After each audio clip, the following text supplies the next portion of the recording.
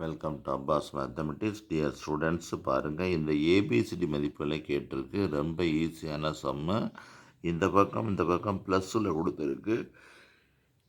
ஒரு ஒன்று ப்ளஸ் பண்ணி போட்டாலும் சரி, டேரெக்டாக ப்ளஸ் பண்ணாலும் சரி. இதை பாருங்கள், இது D+3 வருது, இது 8+A வருது.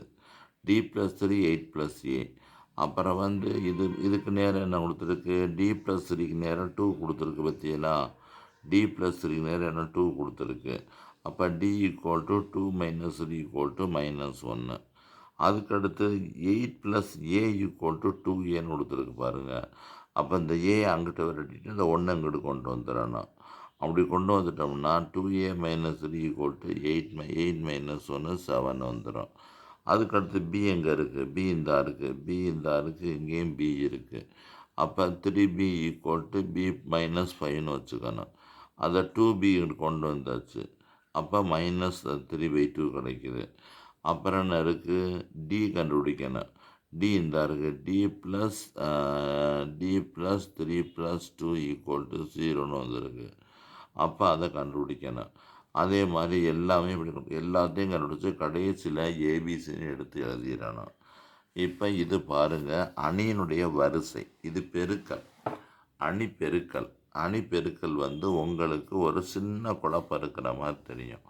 ஆனால் அணி பெருக்கலில் முக்கியமான விஷயம் இருக்குது. எப்போது இரு அணிகளை பெருக்க இயலும், எப்போது இரு அணிகளை பெருக்க முடியும்னா, முதல் அணியின் நிரல்களின் எண்ணிக்கை.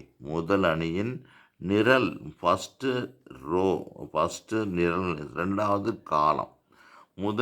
முதல் அணியின் நிரல்கள் எண்ணிக்கையும் இரண்டாவது அணியின் நிறைகள் எண்ணிக்கையை தான் பெருக்க முடியும்.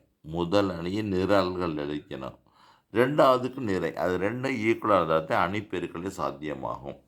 இந்த பாருங்கள், PQன்னு கொடுத்துருக்கு. ஏயின் வரிசை PQ, பியின் வரிசை QR கொடுத்துருக்கு. QR கொடுத்துருக்கு. இது ரெண்டும் ஈக்குவலாக இருக்கணும். இது ரெண்டும் ஈக்குவலாக இருந்தால் தான் கூட்ட முடியும். இது என்ன இருந்தாலும் பரவாயில்ல, அதை விட்டுட்டு PRன்னு போட்டால் போதும். அணியின் வரிசை PRன்னு போட்டால் போதும். ரொம்ப முக்கியமான கணக்கு. அதே மாதிரி அடுத்து இன்னொன்று கொடுத்துருக்காங்க. BA வரையறுக்க முடியுமான்னு கேட்டிருக்காங்க. BAன்னா Bக்குள்ள வேல்யூ முதல் எழுதிக்கணும். Bக்குள்ள Q×R.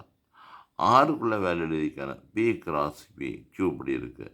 இது ரெண்டும் சமமாகவே கிடையாது. சமமாக இருந்தால் பெருக்கலாம். இப்போ நம்ம நினச்சி கூட பார்க்க முடியாது, வரையறுக்க இயலாது.